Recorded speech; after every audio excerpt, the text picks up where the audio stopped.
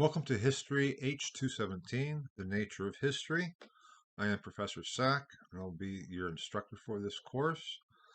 This is a 100% online course, and while I have taught this course multiple times and rather regularly, this is the first time I've been doing it online. That makes things a bit more challenging for us all. I can well understand that. My lectures I am doing on video, which is what I'm doing here, which is not a medium I am necessarily all that comfortable with. It gives me the feeling that I am talking at you rather than in a classroom setting when I'm talking to you and with you. But that's the situation we're in, and at least it can help keep us all safe. This is the first lecture of the course, and I'll be going through the structure of the course a bit later. The title for this lecture is History and Its Doing. I know this is a course for history majors, a prerequisite, also for museum study majors, and we are hoping to come to a greater understanding of what history actually is and what doing history actually is about. The format of my lectures I have on PowerPoint, and I have posted the PowerPoints. So when I actually am looking away from the camera a bit, that's probably because I'm looking at the PowerPoint presentation, which I have set up for myself on a second computer right next to me here. I'm not very adept with technology, as if you don't haven't already discerned that, you will as we go through the course, and my apologies for that. So I'm not sure how to get them all on one screen or put them into together or so. But the advantage of a video lecture is that as you're watching it, you can stop it at any point and pause it. You can review it. You can listen to it multiple times. And so it gives you the freedom to absorb the lecture at your own leisure, at your own pace. Whereas in a classroom, there's one shot at a lecture, and that is about it. So that is a benefit to this format, even though the dynamics are very different from an actual in-class setting. You can see me, I can't see you, which makes it also awkward for me, but that is my problem, and I'll try to deal with that the best I can. So to begin, I'm glad you are all here. I'm glad that we are at least being able to offer this course online. I feel it's an important course. I think you'll get a lot out of it, but that also depends on how much you put into it, which is true for any course you might take. But if this is a course on the nature of history, we have to start asking ourselves, what is then history and what is its nature?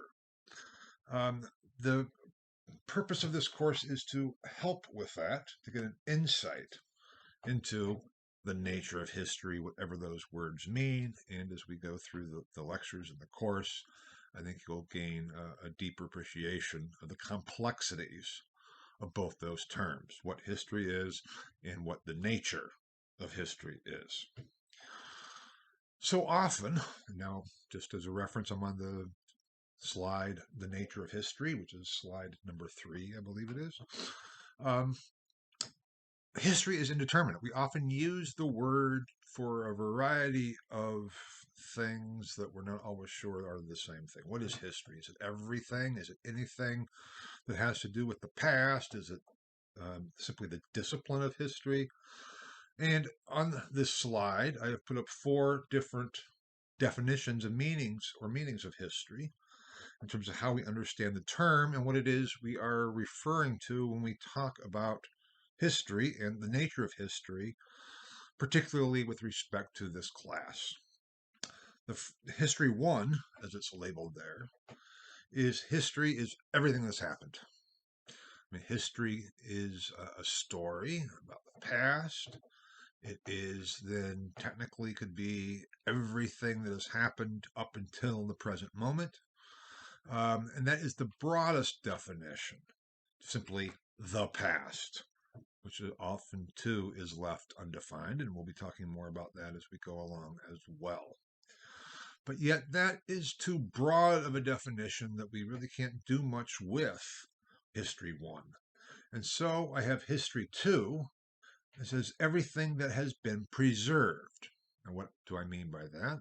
I mean any document, any relic, any artifact, which is a word you'll be hearing a lot about, any ruin, anything that we have today that we can date um, previous to basically the given moment. So all that is still extant from yesterday is technically part of History 2. When we go further in the past, that becomes narrower and narrower because so much has been lost. When we look at the number of texts that we know used to exist that no longer do, the number of buildings, of cultures, of civilizations, those things do no longer exist.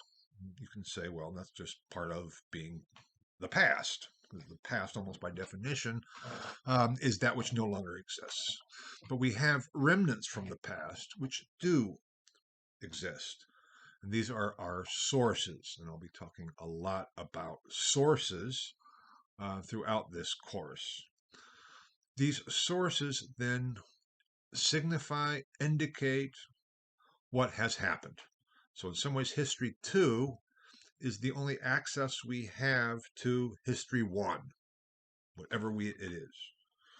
What you think, do, and say is part of your own personal history. And I'll be talking about memory in a subsequent lecture. But we don't remember everything we have said and thought and felt, even though those are all part of our individual history. We can only have access to what we remember in the present. And in some ways, that's like our sources. So let's say that you have, pictures, photographs from when you were younger, diaries, letters.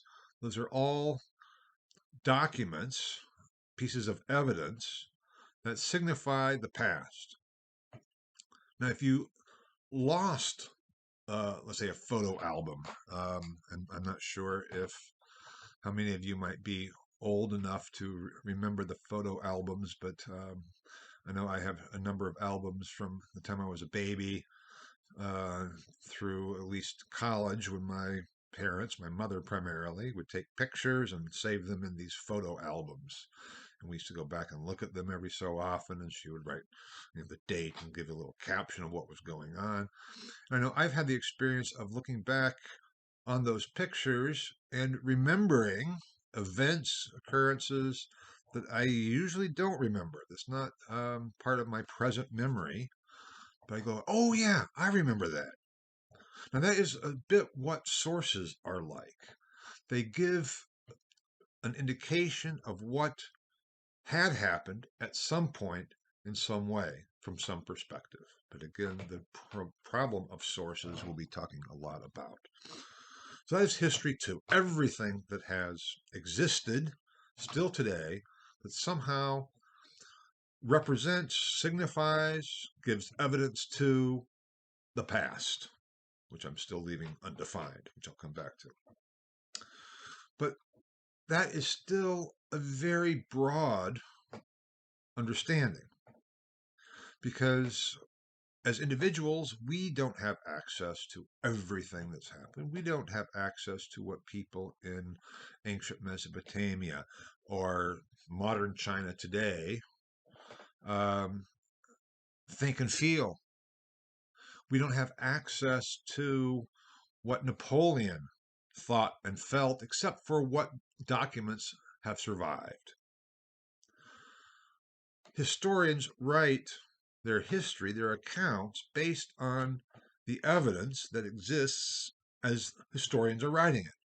So History 3, then, the definition, is what historians write based on History 2. As you can see, these definitions are narrower and narrower. We go from History 1 with everything to History 2 which is all the evidence that exists in the present, um, to history 3, what historians write. And what historians write are based on the evidence. I'll be coming back to that a lot as well. Now, we don't read, all of us, history that all historians write. Historians write too much in some ways. And even in my own field, I don't read everything that every or any historian writes. I'm selective. So we need to realize that even that category is rather broad. It's in a very important category because that will be the basis for historiography, which I'll be talking about a fair amount as well as we go along, which essentially is the history of history writing. Now, history 4, and I see that I misspoke earlier, that I have actually 5 definitions of history rather than 4. History 4 is what is taught in schools about the past and what is popularly and or generally known and or thought of as history. There is a public for history. And I'm sure that you all have had history in school from elementary school through high school. There's the History Channel. There are museums. Excuse me. There are what common knowledge about the past. And that too is a distinct type of history or understanding of the term history because it refers to what a given culture as such passes on to further generations through education, through the society and culture themselves. It's not quite the same as History 4 or History 3, but it is what then historians who are writing about history, History 3, often try to correct because there is misinformation, there is outdated information that is always being revised. And why is history always being revised? Because we are always finding new evidence. We are always asking different questions, which too is something that we will come back to in terms of the importance of asking questions. A very good example of this is actually quite a number of years ago now. I was teaching Western Civilization 1, History 113, in our department in summer school. And towards the end of the course, talking about the age of discovery and Columbus and then Copernicus, etc. A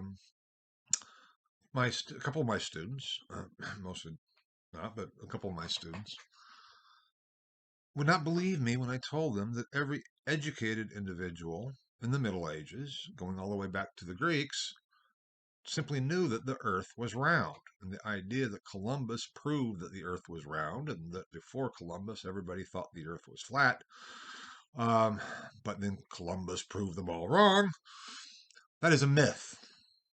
That was actually a myth of the 19th century, but that's another issue.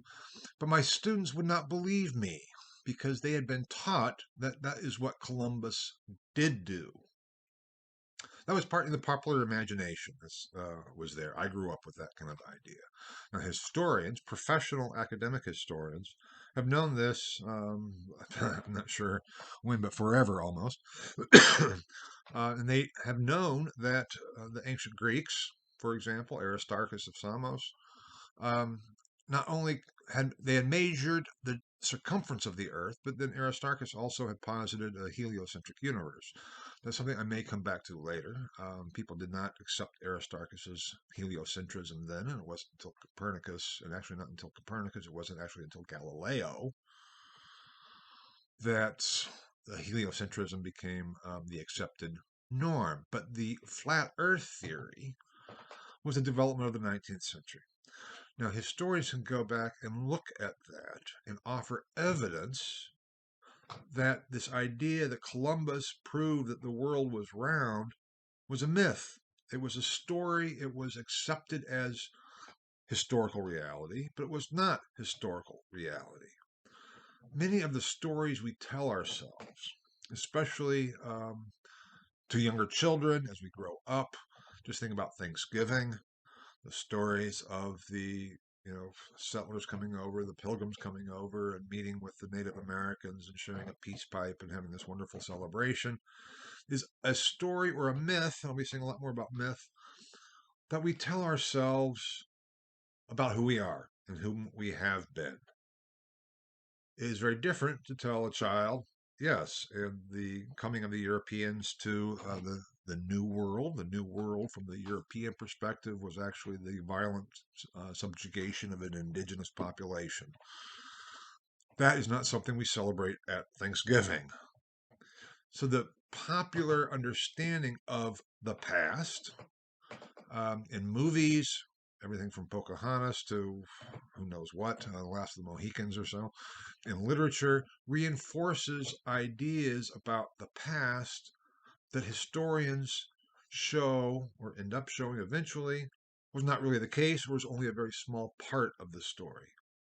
Because we ask different questions, we find different sources, and everything the historian says, for being a good historian, needs to be based on and backed up with with documentation from the sources themselves. That means from history 2, which is the basis for history 3. Now up here I have history 5, which is the discipline and profession of history. What I mean by history 5 then is what professional historians do. Now, professional historians are at university. I'm a professional historian. I'm a university history professor. Professors of history are professional historians. Professional historians are employed in historical societies. The Indiana Historical Society is a very good example of that. I mean, there are excellent professional historians over there. In museums and museum studies is a whole field itself. But there are professional historians working for museums, within museums, and the profession of history is separate from even what the common view. Now, there is a close relationship between history 3, what historians write based on history 2, and history 5, because what historians write, these are professional historians. Now, sometimes history is written by amateur historians or non-professional historians or journalists. And some of that, let's say, non-professional history can be very good, very helpful, very insightful. Local history is often written by amateur historians. I grew up in a small town in Central California called Porterville. And there was a very well-known local historian of Porterville who was not trained as a professional historian. He actually ran the camera shop in town, Jeff Edwards, but he then was very interested in the history of the city and its development, and he wrote 2 volumes on the history of Porterville, showing how it originally developed. There was a merging of 2 different settlements. And these 2 volumes are very well done. He self-published them, so these were not published by presses or academic presses. But if I were then, as a professional historian, going to write a local history of, let's say, Central California, the Central Valley, that local amateur historian's work would be very important for me.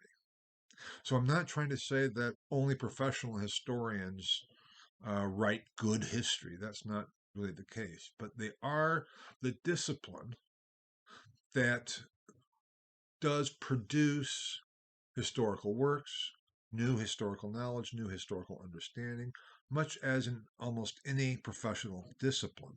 Medicine, for example. Doctors. There's a wide spread of doctors. Some are very good, some are probably not very good at all, some probably are shams and they're fraudulent and those kinds of things. But then there are people who know how to heal many different things that are not professional medical people, but they are very good at what they do in terms of knowing what works to help. Now, I'm not sure exactly I can give concrete examples of that, but that's my assumptions of things. Um, and so that distinction, though, between amateur and professional does not necessarily mean between good and bad or reliable or unreliable. It is simply pointing to the institutional, professionalized discipline of historians. Now you can say, well, okay, what is all this about, and what does that have to do with this course? Well, then the question would be, if we're talking about the nature of history, which number of history, is it one, two, three, or four, or five, that we are talking about? And in that sense, I would say we are talking about at least primarily history 5, professional historians, and history 3, what historians write based on history 2, which gets back to the sources, and we'll be talking a lot about that. So I hope that puts perspective a bit of what this course is about. It's not so much the nature of history of everything that's ever happened. It is the nature of doing history as professional historians or would-be professional historians or trained amateur historians um, or teachers of history. Because if you are interested in teaching history in elementary school or in high school or even at the junior college level, but you are not interested in going on for a PhD and to become a professional historian, then you would be engaging in history 4. Is that right? Yes, history 4. And the more history 4 can be based on history 3 and 5, the better it is, because the more accurate and reliable it will be. Now, your textbook for this course, if you haven't already looked at the syllabus, which I hope you have and gone through it, is a book with the title From Reliable Sources. It's a very good book. I'm, in general, not a big fan of how-to books, at least with respect to history, but this is a very good one. And it's a central part of this course. And they'll be talking a lot about reliable sources and what sources can tell us, how we can almost squeeze the information out of these sources. And I'll be talking a lot about that myself. But it's the reliableness of the sources that allow us to evaluate and to interpret not only what happened, so to speak, in the past, but also why that is important and its meaning and what difference did it make. In some ways, it's not all that unrelated to the situation we have found ourselves in this country for a while now in terms of quote unquote fake news and the lying that has gone on. Was the election fraudulent? Well, a lot of people think that. Still, even after the events of this past week. On what basis do they feel that way? There's no evidence for it. Now, politically, there's a problem. It's a major problem. One of the biggest challenges facing our country is how do we counter or deal with people who believe something for which there's absolutely no evidence. There are still people who believe the flat earth.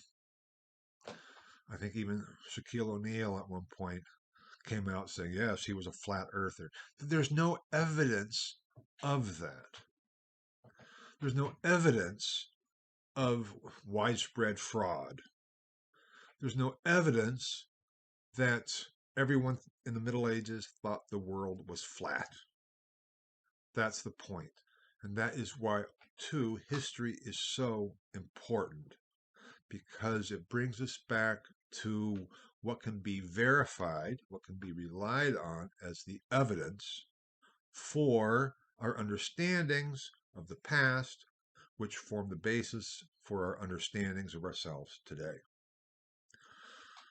On this still same slide, the nature of history, the next bullet point is the present past. And the reason I put that there is because if we look at what I've said about history 3, 4, and 5, History is not about the past. The past does not exist. The past does not exist. You can say, yes, then why are you a historian? Just think about that for a moment, though. Show me the past. Anything you attempt to do to show me, quote unquote, the past is in the present. The sources we read, the ruins we go visit, we do so in the present. Yes, we can say, well, this cathedral dates to 1235 or whatever. Wonderful. But we're looking at it in the present. We can't go back to 1235 and see how it looked when it was completed, or even more so, probably in like 1115 when it was begun, because building of these great Gothic cathedrals in Europe took an extensive period of time. Or the same with the pyramids. We look at everything, we see everything, we experience everything, we analyze and interpret all that was, but in the present. So we can't really say there is anything of the past that exists, because the past does not exist. What exists are remnants from the past, but they exist in the present. Historians write based on what is present to them today, based on the sources that are present today. We know that the ancient library of Alexandria was destroyed. One of the great tragedies for ancient history, because so many texts were lost. They no longer exist. There's nothing we can do about it. We know that the library was there because we have documentation, accounts from the time that this was a fantastic library and resource. And we have references to some of these lost works, but the library itself is gone. Those texts are gone. We have to try to reconstruct what they might have said based on very minuscule pieces of information here, there, and everywhere. So when I say the past does not exist, I'm not being a nihilist, even though I may have tendencies to that, which we'll see as we go along. But I'm saying that the history, especially when we look at it as history 3 and 5, is all about the present, what historians write in the present. And our questions, our concerns change over time. And that too gets at the issue of historiography, which we'll be talking a lot about. And so we can trace how historians have asked different questions about the same sources over time. Each of those different perspectives is done in the present, even if it is the perspective of the 1960s, which is now past. We can't get back to the historiography of the 1960s, but we can evaluate what people were writing in the 1960s, but we do that today in 2020. So that's what I mean when the past does not exist. We cannot put the past on a table and dissect it and analyze it and come up with an understanding of how things really were. It was the position of Leopold von Ranke, or at least a position attributed to Leopold von Ranke. I'll be talking more about von Ranke later. Your textbook from reliable sources. We'll talk about Leopold von Ranke, in some ways the father of modern history writing. And he has been attributed the position of, based on the sources, we can know how things really were. That's a German phrase that often is actually misquoted. And von Ranke was very much more sophisticated than were his followers, as is usually the case. But that's another issue for now. So when I say the past exists, but does so only in the present, that is what we're talking about. We do not have access to the past present, meaning the presence as it was in the past. We can't go back in a time machine, at least not yet, to see what it was actually like. Now, that would be being able to see the present past, what is past to us but was present in their own time. We don't have that ability. Sometimes I'm very glad that we don't, but we don't. Uh, so the past exists, but only in the present. Just like our memory exists, but only in the present. I am no longer who I was as a 4-year-old child. I have some vague memories, but that individual, me as a 4-year-old, no longer exists, except as it affects me in the present and my memories thereof in the present. So we have to realize that history, as it's so often been said, ho, ho, ho, history is a thing of the past. It's not. History is a thing of the present. It is an academic discipline, History 5, History 3, that analyzes and interprets the stories we tell about ourselves based on the available evidence. Because what we tell ourselves about who we are, where we came from, what we have done, affects how we view ourselves and the world. And if that is based on a faulty understanding or a misunderstanding, what are we to do about that?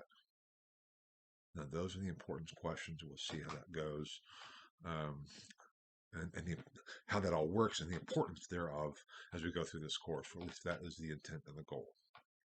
So we have to come back with these 5 different views of history or definitions of history. Does history then have a nature? What does it mean to have a nature? It's a philosophical concept. The nature of things people have written about from antiquity on, de rerum natura, about the nature of things. There is a good deal of philosophy in this course, if you haven't already begun to sense that.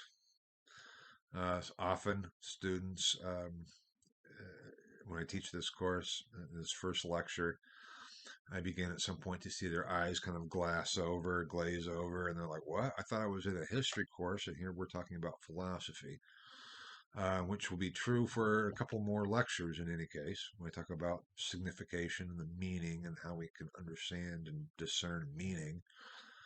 But it's important for doing what we are doing, for the doing of history.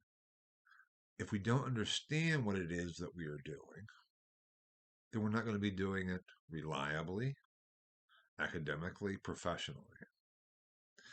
The nature of history is the title that was given this course. I'm not sure the origins of that title. I would not call it that really myself, because it is assuming that there is something essential, an essential nature to history. But then, which history?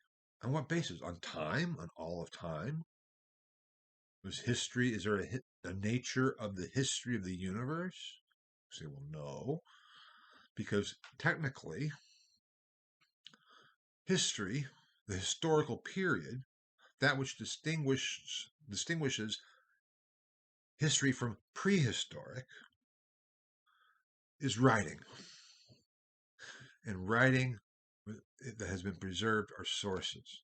We talk about the prehistoric times. That doesn't mean that it was before anything ever happened in terms of history 1, but the prehistoric is before that we have written accounts. The development of writing, approximately 4000 BCE in Mesopotamia, was the beginning of the historical period, based on history 2, everything that has been preserved. So unless we have a clearer understanding, a more nuanced and sophisticated understanding of what history is, we can't even begin to talk about its nature. And in any single definition, there are so many different understandings of what history is about and how we go about doing history, as we will see through this course too, to a degree, that it would be very difficult to come up with a single understanding of what the nature of history actually might be. You can say, isn't this not necessarily a great way to introduce a course by saying that its very title is misleading and problematic because there is no such thing? I would say absolutely not. We'll be talking more about words and labels in the second lecture this week. Um, and we'll begin to see how and why things like the nature of history as a title for a course such as this could come about. It doesn't signify, which I'll be talking a lot about in the next lecture, doesn't signify anything real that we can identify. It is a general term to describe something that even the original developers of this course probably didn't have a very clear idea about themselves. What I'm going to be talking about in this course is, again, as I said, primarily History 3 and 5, and how that relates to History 2 and History 4. Because History 1 we have absolutely no access to the vast majority of that. It is how professional historians go about doing their jobs. How do professional historians go about researching, go about analyzing the sources of the past, the evidence for the past that can yield, if done well, a reliable account and understanding of the past. You may say, yeah, this is too philosophical for me. If you're feeling that way, please take a deep breath. Maybe go back and listen to the first part of this lecture again. And please hang with me because we'll be getting far more concrete very quickly in this course. But unless we have some kind of perspective for understanding what it is that we're doing when we get to our concrete project of actually doing history, it will not be as reliable or sophisticated or good history as it needs to be, or as we would like it to be. So that is what we are doing here in many ways. In terms of the nature of history, there is no nature to the history, and the past doesn't exist. If you can keep those things in mind and repeat them to you almost as a mantra, there is no such thing as the nature of history, and the past does not exist, except as present in sources and pieces of evidence and artifacts and in texts that exist today in the present. The past in the present works. Now, part of this course, too, moving along then to the next slide, is to teach us how we think historically. Because thinking historically is not quite the same as simply, there's a whole past behind us, and we have to know the past. Those who are ignorant of the past are condemned to repeat it. History never repeats itself.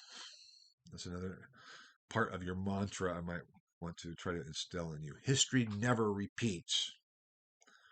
What is a constant is human nature.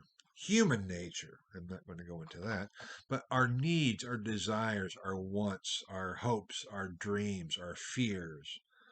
Humans haven't really changed in their basic needs and wants and desires. We need shelter, we need food, we need protection and clothing, we need societies and friends and families, we need well, those, I guess, are the basic things, but then we want more of that. If we can just not only have a shelter from a storm, but can have a very nice house, because we want more and more and more.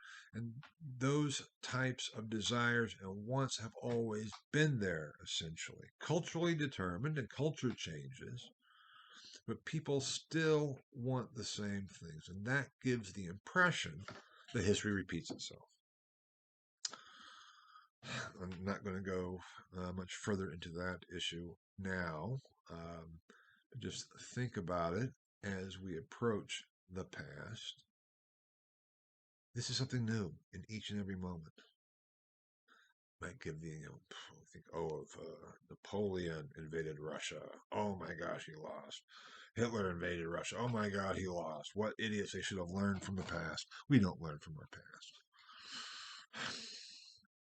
We never have the chance to do it again. Think about your own mistakes. No, I hope no one is sitting there saying, I've never made a mistake in my life. Nothing I've ever done that I look back on and think, gosh, I wish I hadn't done that. I'm assuming we all have done that. Do we learn from it? I would say, I hope so. But it's not the same as repeating it. We can't go back and do it again. We hope we learn from our mistakes of the past so that when we face a similar but different situation, we might stop and think, I'm not going to do that again. When I was a child, very young, um, I forget how young, very young, 2, maybe. I don't remember this. I just remember my mother telling me about this. We had an old electric stove, and one time I couldn't really see, and I looked up. I thought, I'm going to see what's up there. I put my hand up, and I touched the burner, the hot burner, and ow, it hurt. And they're, chastising me. Don't you ever touch the stove again? Blah blah blah blah blah. I didn't learn my lesson. I had to do it one more time. And so a little bit later, I thought, I don't know if that's right. I want to see. Oh, when did I learn my lesson not to do it again? That's not the repetition of history. That's that I did not learn from that first experience how to avoid a similar situation when I thought again, oh, I know my mom told me not to, but now I'm going to do it. First time my mom had not told me not to. I don't, maybe she had, but I learned only a bit slowly. Humans often learn slowly to learn how to avoid our previous mistakes and then how to apply those mistakes and those lessons to new situations. Thinking historically helps us to reflect on, to analyze our past and how that affects us today. Historically affected consciousness is the first bullet point here in terms of historically thinking. And that is a term that is a poor translation of a German term from the philosopher Hans Georg Gadamer, Truth and Method. And he's one of my favorite people, and we'll be hearing more about him a little bit. I mean, he's not really my favorite people because he's dead and I never met him. He was 19th century. But he's one of my favorite philosophers, what he wrote in his great work, Truth and Method. And he used one of the very long, complex German words that is not really translatable, but it has been translated as the historically affected consciousness. And what he meant by that is that whether we are aware of it or not, our consciousness is affected by history, by our past, both as individuals and as societies. How has the past affected our consciousness today? That is what we need to reflect on, analyze, and become more aware of. The more aware we can become of the influences on our past, we can't avoid them or get away from them, but we can manage them a bit better. If we can say, okay, I came from a farming family. I grew up in a rural area, I went to small local schools. All those things affected me. And I'm in a very different situation today. I live in Indianapolis. I have for quite a while. I've lived in cities mostly since I left home and went to college. Um, and yet there's somehow that country boy is still there. There's a saying, you can take the boy out of the country, but you can't take the country out of the boy. And that applies to girls as well. It's an old-fashioned saying before gender awareness. But that is the issue that we're facing, is that we can simply go along and not think about how the past has affected us, or we can analyze it and consciously come to deal with it. Just as we have, subconscious and unconscious influences on our behavior, if we can be more aware of those, at least some of those, and bring the subconscious or the unconscious into consciousness, that is a step of being more free, not of overcoming those influences, but knowing better how to manage them. History performs that function for society as such, to have a greater awareness of the influences and impact of the past, of what we have inherited,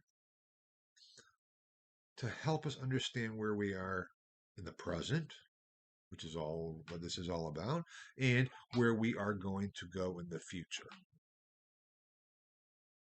That's what historically affected consciousness means. It means our consciousnesses, our understandings are all affected by history, whether we're aware of it or not. And history is the process by which, or historical thinking, is the process by which we become more conscious of the impact of history on us individually and as a society. It's also realizing, in the more particular sense, that historically thinking, not affected consciousness, but historical thinking, that everything we know about the past is based on sources, which I've already said. So that if we go back to the past and think, okay, Columbus proved that the Earth was round. No, he did not. We thought that, but we no longer think that, except for some people who are still under the illusion that was the case and have been taught that's not their fault. But if we look at the sources, that causes us to question what we have assumed was the case. Questioning our assumptions. What's the evidence of that? Oh, there's fraud in the election. Tons of fraud in the election. Oh, yeah? Where's the evidence? What are the sources for those statements? That is beginning to think historically. Because about the past. Columbus showed that the world was round. How wonderful that was. Oh, yeah? What are the sources of that? General Robert E. Lee was a great American general. Oh, yeah?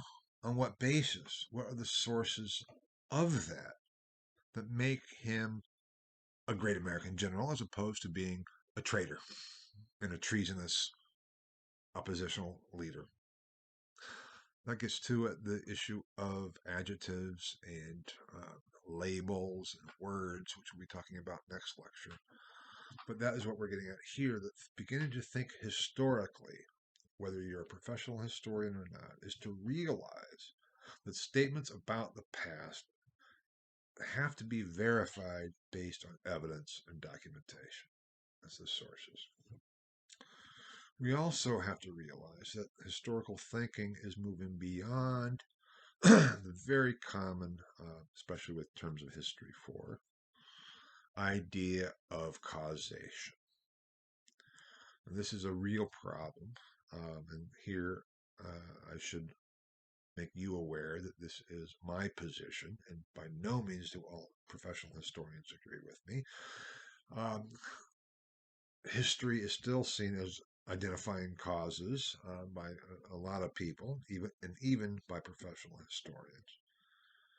I would argue that is misplaced in history, because history cannot be reduced to physical causation. We can't say that event X caused Y, because what caused then event X? We can talk about effects. We can say event X affected event Y, but can we really say it was the cause of? Was the assassination of Archduke Ferdinand the cause of World War I? Well, in part, it was like the spark, but there were so many other causes. How do we get at the real cause? Or is there such a thing? So rather than thinking of what caused what, I think we should ask the question, how do we understand what led to what? What made something possible? What made World War I possible rather than what caused World War I? The whole issue of causation in history came about in the 19th century when there were attempts by professional historians to say, you know what, in the natural sciences, this is a big issue, causation, chemical reactions, the whole issue of physics and chemistry and everything else. And we want to be scientific too. So we're going to look at causation almost in a natural scientific sense and apply it to history. Human beings don't work that way. And that is the problem. And history is about human beings. I may have this on a slide later on, But if not, I'll be coming back to this because one of my general theses I would put forward to you is that history is the most difficult, challenging discipline you could study. Why? Because there are no answers. There's no right or wrong.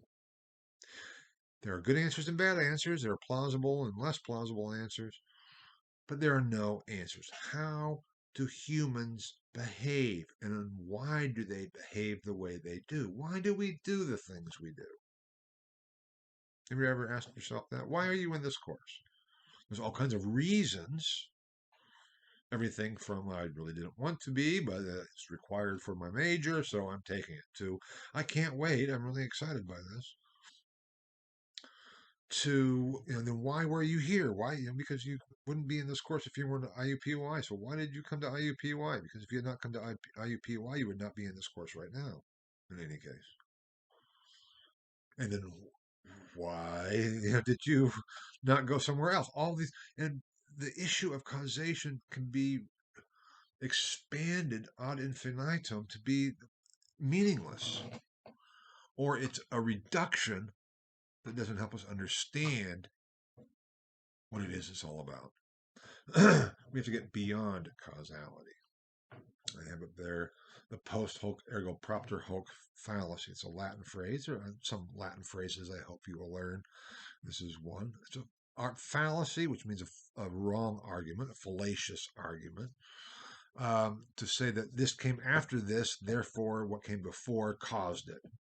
It's post hoc after this, ergo, therefore, propter hoc, on account of which. In some ways is too banal, meaning that if yesterday had not come about, today would not be here, or today is because today is yesterday. Yes, but that doesn't tell us anything at all, really. But that is a major fallacy that is often repeated, even by professional historians, not explicitly, but implicitly in how they present their argument. And we'll be looking at historical arguments as we go. Now, if we could identify causes, we would be able then to explain what happened in the past. I've already said that causation is too amorphous, too problematic when we're talking about human beings, when we're talking about the human sciences rather than the physical sciences. It's one thing to say, okay, if I add an atom of, I don't even know what I'm talking about here, an atom of oxygen to a water molecule, what happens and what does it cause or whatever. We can analyze that and repeat it and then find the cause of something. We can find the cause, the causal agent to the COVID vaccine, because we can repeat those experiences over and over and over again. We can't do that with history. History is a one-time shot. And we have, as historians, have to look back and try to come to an understanding of how it was all possible, rather than trying to identify and explain the cause that led to something else. Understanding as opposed to explanation. Now, there's a degree to which when you explain something, that produces or yields an understanding, and when you understand something, that yields an explanation. But if we focus on the understanding part of it rather than on the causal explanatory part of it, that is more in keeping with the nature of history as a discipline and what it's all about. Because history deals with human beings, and we are so infinitely complex.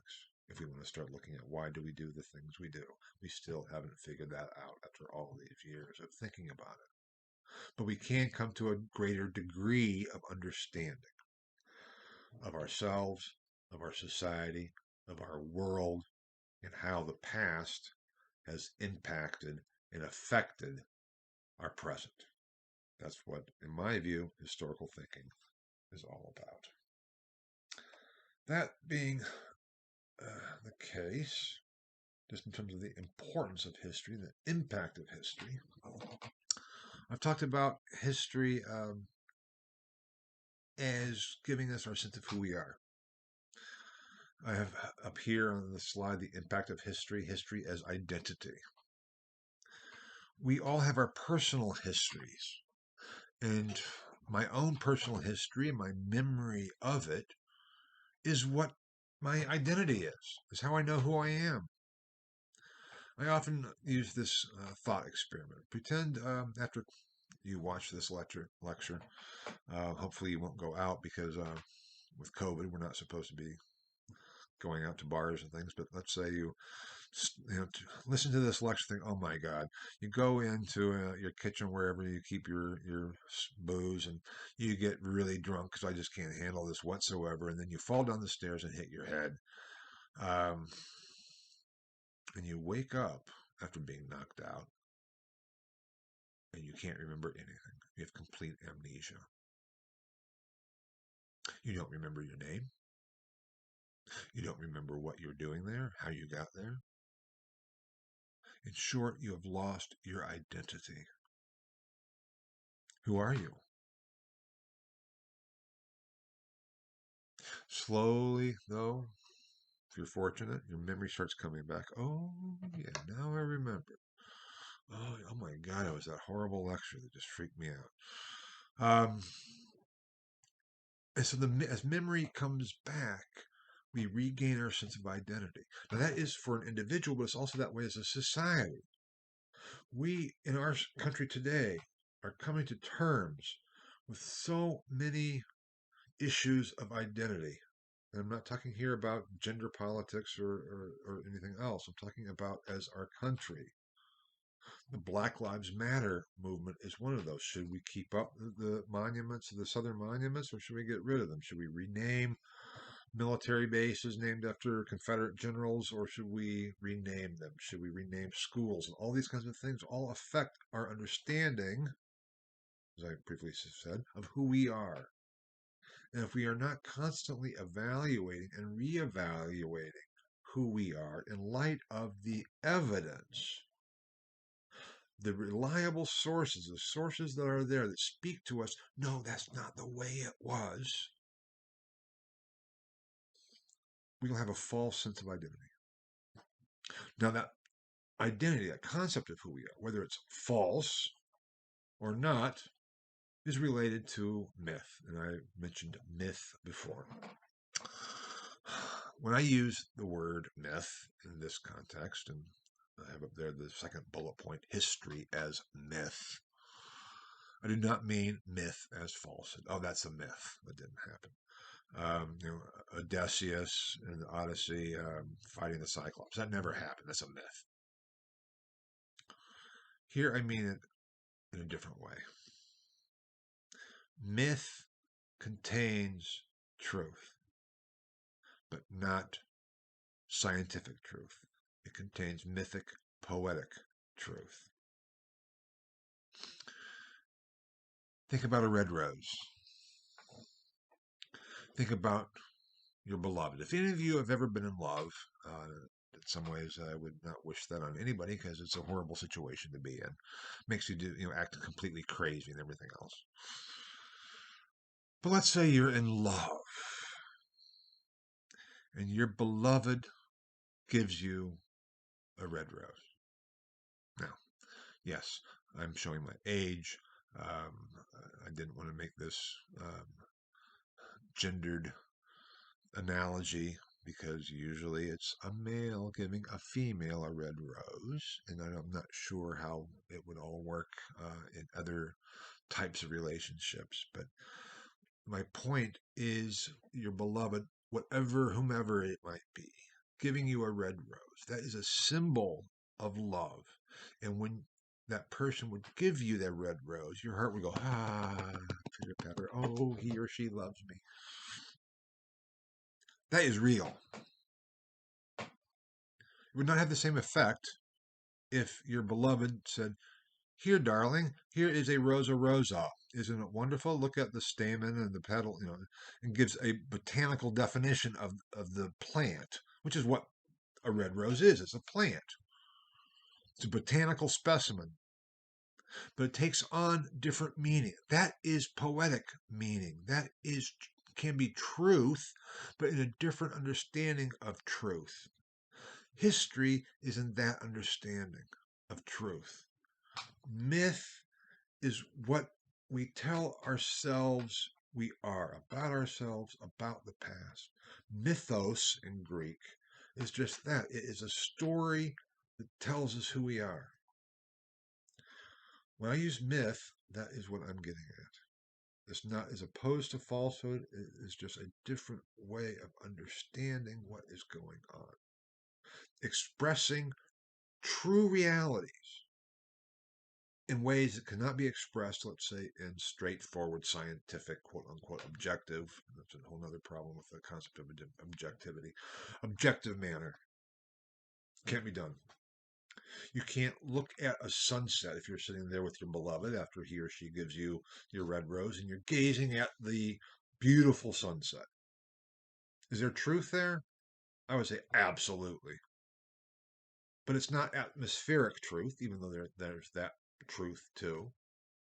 It is truth of the whole context, the symbolism, the oohing, the ahhing, the ah, the beauty. What is beauty but myth? It's true. That's what we're meaning getting at. There is an element to which all history is myth. The problem is myth and myth. Valid, true myth, or created unreliable myth that's not based on the evidence. That is where history comes about.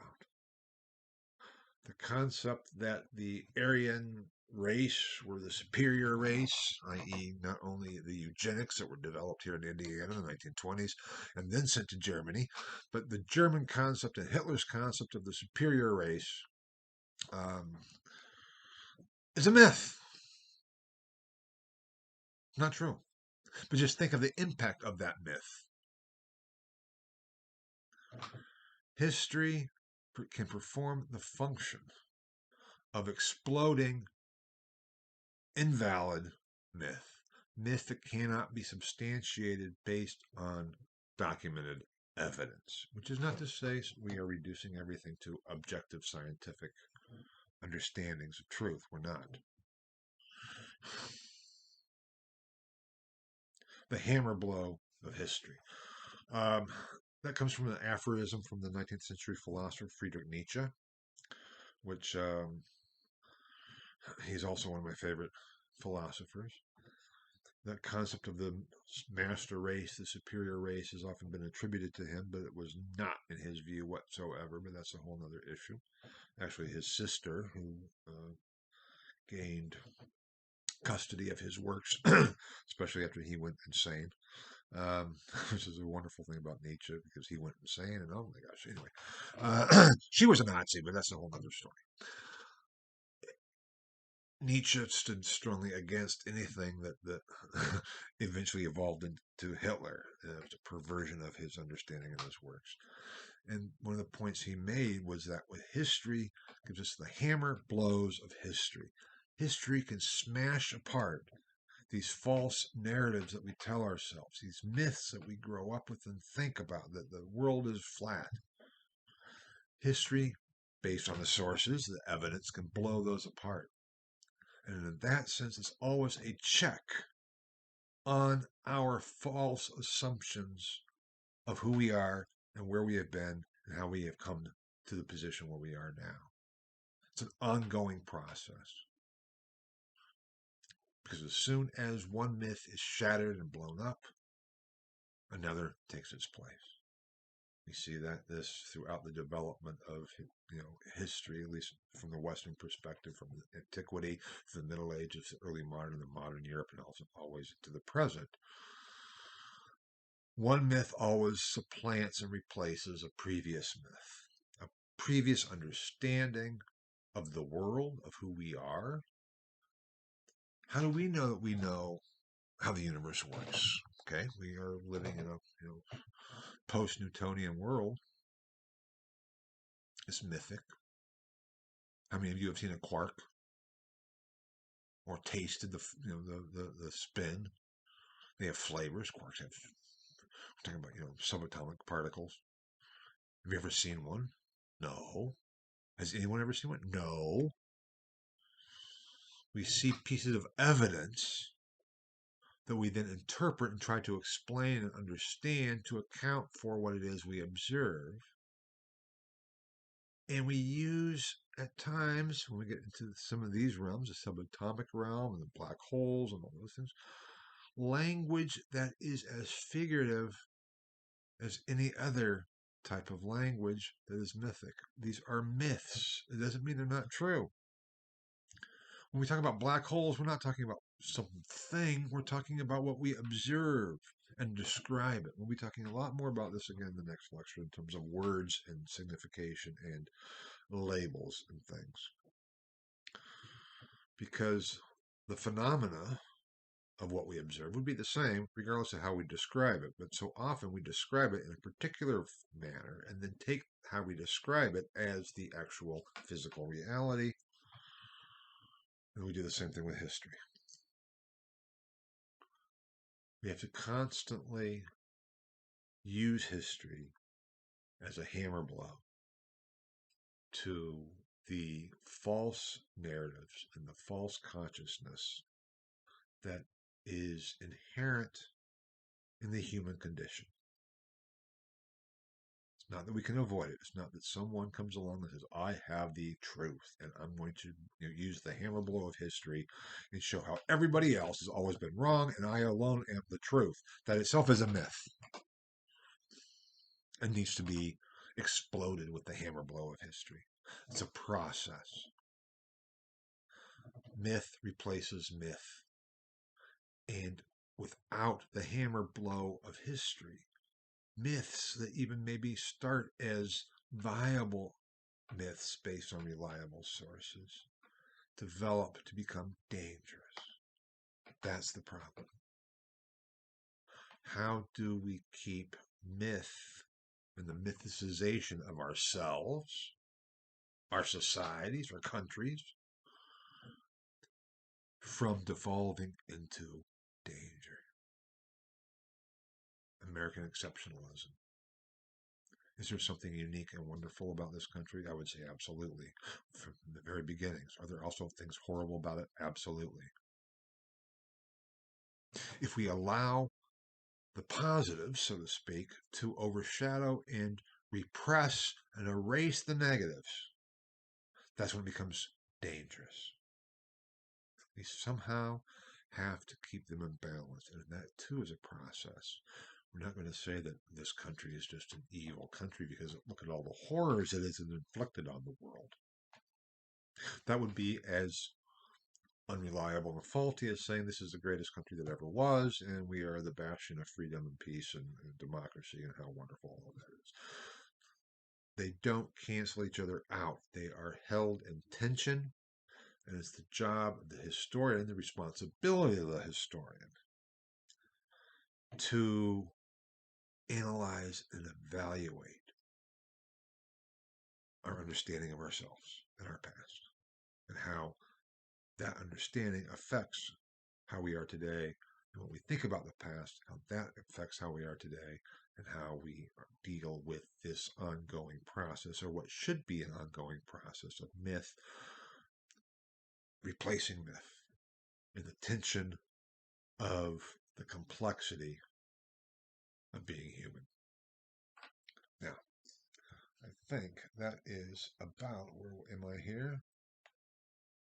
Oh, knowing the past. Okay, I'm going to briefly skip through this a bit because I've already covered some of this, certainly, and we'll be coming back to this again and again. Because the past, as I said, is not the past, it's in the present. So how do we know the past? Only in the present based on the sources. What are the types of sources that we're looking at? We're looking at texts, letters, books, documents, treatises, anything that is written. Artifacts, which I will later describe as being the more general category. But artifacts meaning ruins, anything we can find physical that is not written. And then the basis of knowing the past is what questions do we ask? If we don't ask a question about the past, we won't then seek answers to it. We can say, okay, I wonder what Napoleon Bonaparte had for breakfast every morning. Not that it's a significant question, but maybe it might be an interesting question. Did he have marmalade and tea? What kind of tea? If he had tea, what did he have? We may be able to find out. We may not. Depends what sources might be available. But unless we ask different questions, we're not going to learn more. So questioning is the basis for new knowledge, for new understanding, because new knowledge forces us to reevaluate our previous understanding, either to confirm it or to alter it or to discard it and find something else. That is what this is all about. And it all comes back to questioning and then interpretation, which I'll be talking a lot more about throughout this course. Now, I said we'd be getting to the concrete. In terms of the course itself, it will still be a couple of weeks. The lectures will be focusing on some of these philosophical considerations. The book, the textbook from reliable sources, is kind of both together and we'll work all this together. But I want to talk about now in this lecture, going from the philosophical perspective of some of that to the structure of this course, History E217, H217, the nature of history. Even though the nature of history does not exist, there is no such thing. But this course is real. And there is a structure. There are the things that I know you're sitting here saying, well, just, what do I have to do? How do I get an A in this course? That's what I really want to know. I could care less about the nature of history, but how do I get an A? Well, this is addressing those issues and those problems. Structure, of course, there we go. You will read the syllabus. I would say it's posted there online in Canvas. That will indicate to you and give you a good overview of the course. All the assignments there too are in the introductory materials on Canvas. You have the major project for the term is your artifact project, which I'll get back to. Then you have a reflective portfolio and a final essay. There are online discussions. We'll have student conferences. Hopefully, I would like one-on-one, or at least maybe in small groups, either over Zoom or in person. But I'm not going to, certainly no one is required to come into my office and meet me in person in any way, shape, or form. So we could do it in different ways too, or over email, but working through your project. And then the participation is how much effort you put into the course. Are you fully engaged in participating in the course? And I forget off the top of my head right now, it's on the syllabus, what the varying percentages are in terms of grade.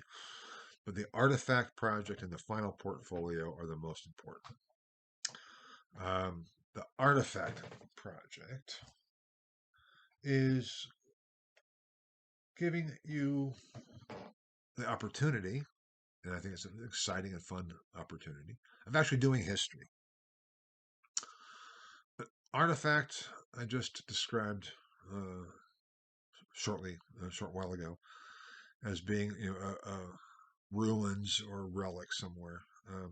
But here, what I mean by artifact is anything that exists, any source, anything that exists today from, quote unquote, the past.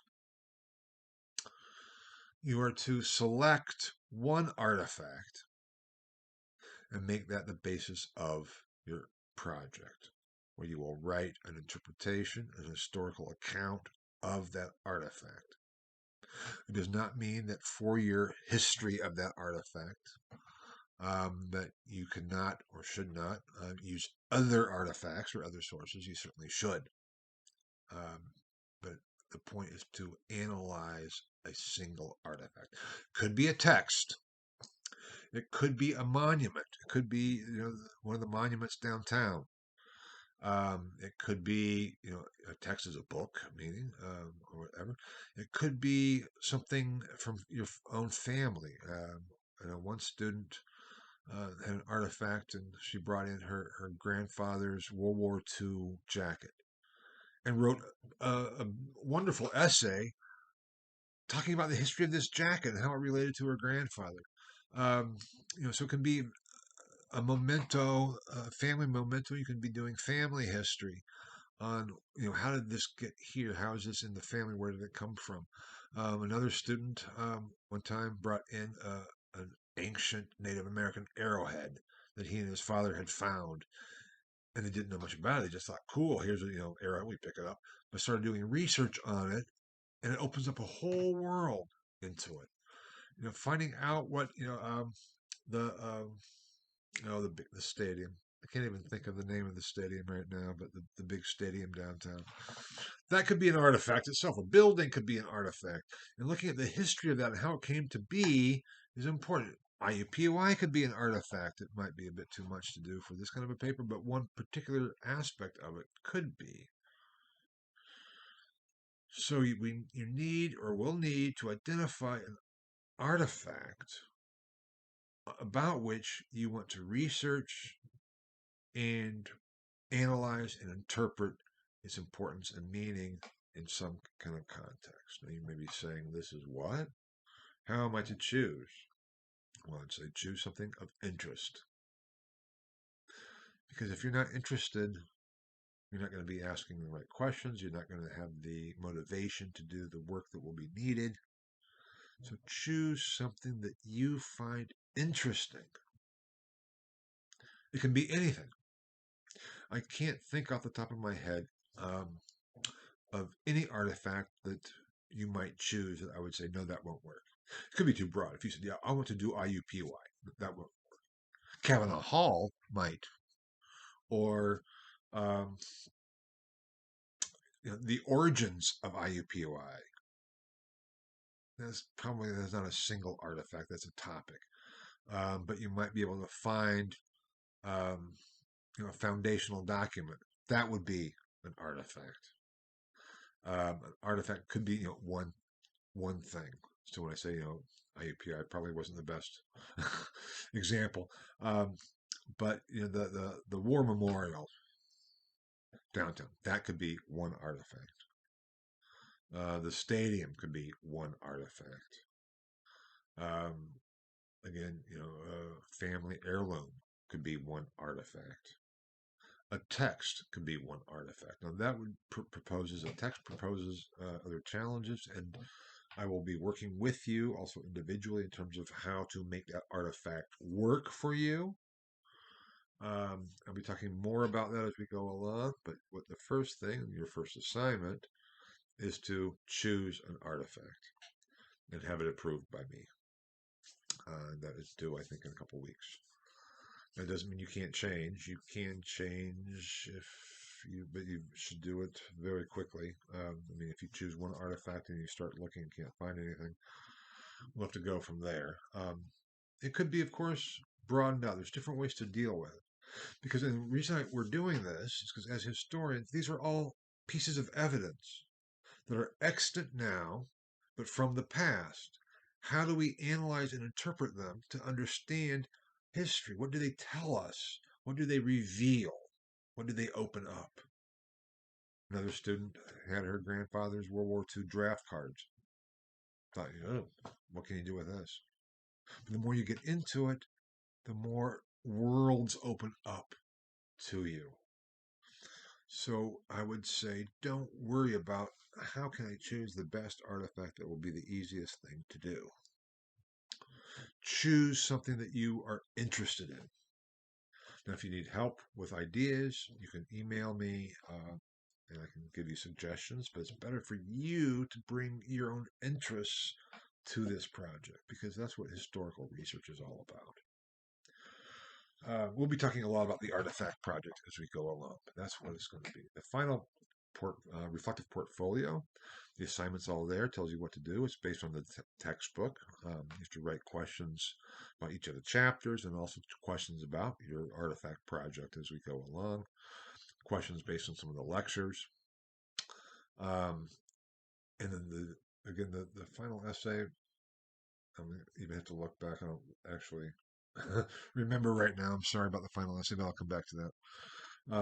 But we can work together on this, even if we have to do so virtually, because the point of the artifact project is to give you the experience of actually doing history as a professional historian. Now, you're not professional historians yet, but it's to give you insight into what professional historians do and a taste for historical research that can shatter your world, our world, and is the responsibility of the historian. That's what this is about. The reflective portfolio is to give you the opportunity to actually become more aware of what it is you are doing and why you are doing it, and what and how you are going about doing it. It is the self-awareness and analysis, as we'll see more as we go through this course, that makes for increasing reliability, increasing persuasiveness in your historical argument, and has a better chance to reveal new information, new worlds that can indeed serve as the hammer blow of history on an individual level or even beyond. That's what this is all about. And if you don't really grasp what that is at this moment, that's okay. But start thinking about what artifact you might want to select, um, and we'll go from there. Because that's what it's all about. We start with the sources. Historians, we start with the question and the sources. For this project, we're starting with a source, an artifact, and then developing questions therefrom. So think too about the questions you might be wondering. Well, why is that there? How did that get there? What does that tell us? How did that come into my family? Why do we have a monument downtown? How did that arise? Why did they blow up the other stadium? I mean, I was here when they did that. It was imploding. I forgot what that was called too, but it was, I was watching. They build a new Lucas Oil Stadium. That's what I was talking about. That Lucas Oil Stadium could be an artifact. So if you're interested in that, the Speedway, the raceway, the track, that could be an artifact. I think I had a student write about that too. There's all types of artifacts. All you have to do is choose one that you find interesting to the point of wanting to know more about. And it could be amazing things. And when I've done this before, students have come up with fantastic ones. There's wonderful things. It's been a delight for everyone. And we'll somehow share, even though virtually it's going to be more difficult. But we're going to share your projects with each other. That's in the discussion part too.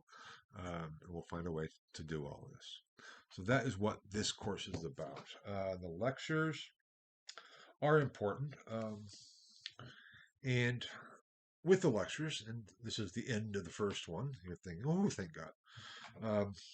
It gives you some indication of what the style will be like. And again, I said with the caveats at the beginning, in terms of I still feel more that I'm talking at you rather than to you and with you, so there's not the give and take dynamic.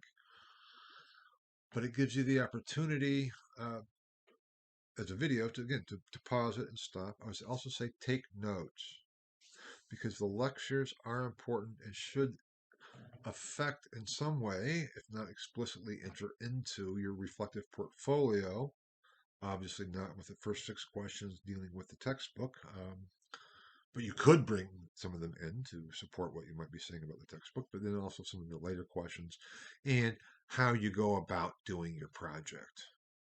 That's what this is all about, because the lectures are my sharing with you my own experience, struggle with doing history. How do I do it? What do I make of this? How do I put it all together?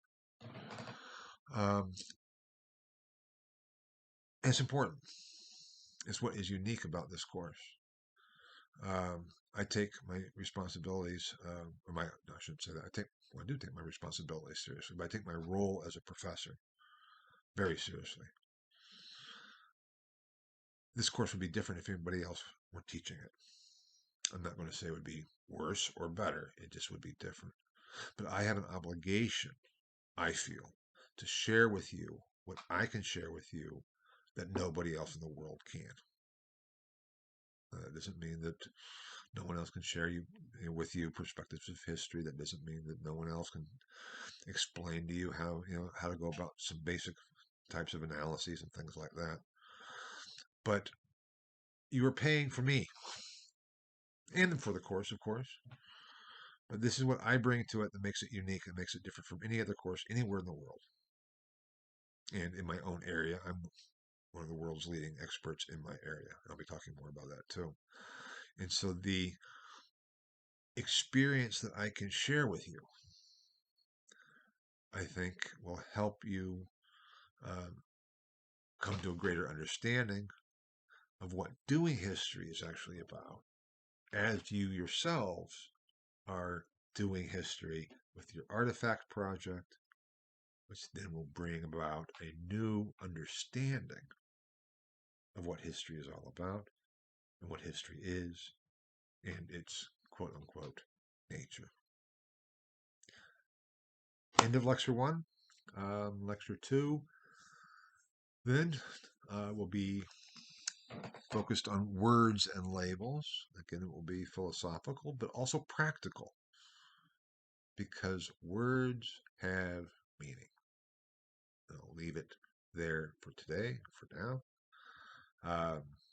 Again, if you haven't caught everything listening through this all at once, go back and review, take some notes. You have the PowerPoint presentation. And I hope you will enjoy this class. And I hope you will, at the end of it at least, get out of it what I think is possible. I'm looking forward to it, and I'll be talking to you again.